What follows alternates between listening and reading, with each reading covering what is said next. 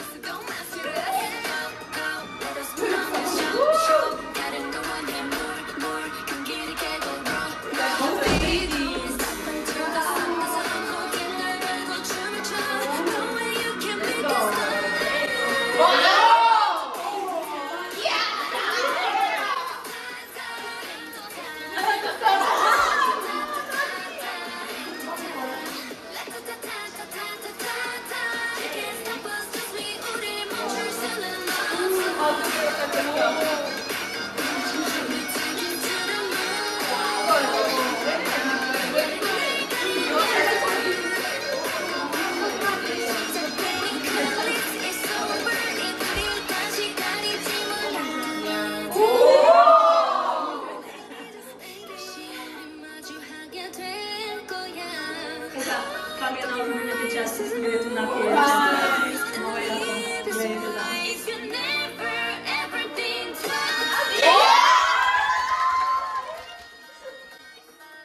И тук имате си дом, гай.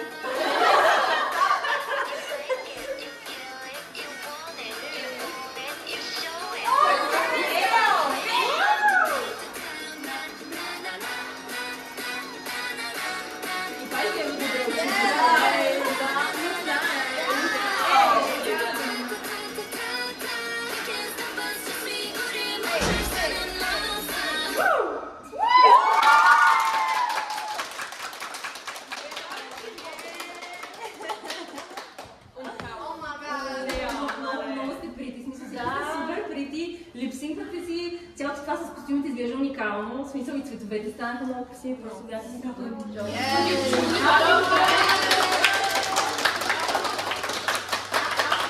Аз викам това кава ми харесва повече от Like Jane, в смисъл.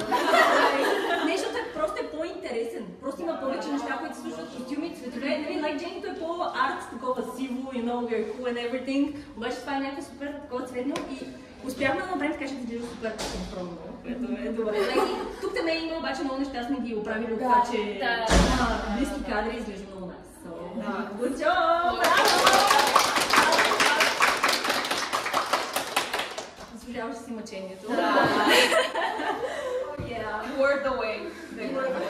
Просто, коя ви е любимата част? Кой ви направи впечатление?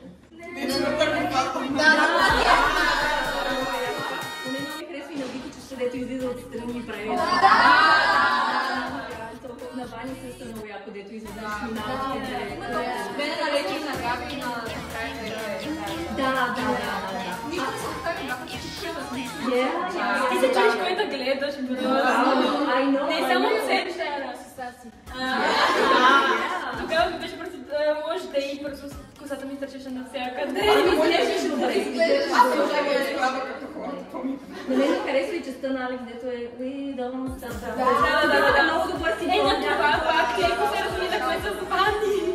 Лейнах се разминахме. Ама иначе на това е доста, в смисъл да изглежда като си синхрон, даже с някакво дай да сложим повече. И точно далечни кадри.